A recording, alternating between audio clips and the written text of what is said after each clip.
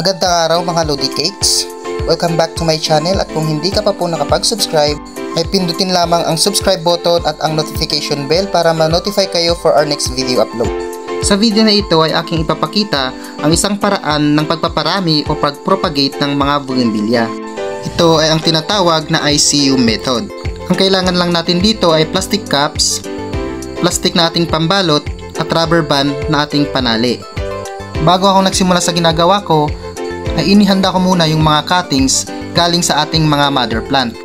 Ang soil mix na aking ginamit ay pinaghalong fresh rice hull, carbonized rice hull o sunog na ipa at coco peat.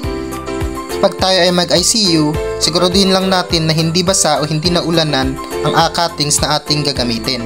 Kapag naulanan kasi ito, sisip-sip ng maraming tubig at baka mabulok sila. Pagkatapos natin silang ayusin ay ilalagay natin sa lugar na hindi sila nagagalaw, hindi nauulanan at hindi nasisikatan ng sobrang init ng araw.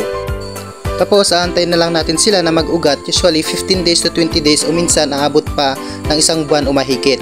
May mga variety kasi na mabilis umugat at may variety na matagal mag-ugat.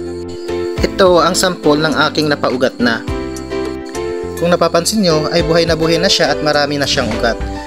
At pwede na rin siyang papasingawan.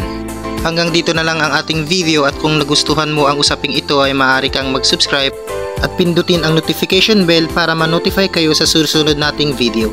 Paalam mga Lodi Cakes!